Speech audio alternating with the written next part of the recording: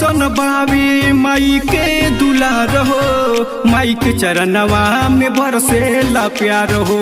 माई के चरणवा में बरसेला दया करी। ऐसन बावे माई के दुलार हो, माई के चरणवा में बरसेला प्यार हो। देख जितेंद्र के भक्ति स्वीकार किया है, राम परवेशों के भक्ति स्वीकार किया है।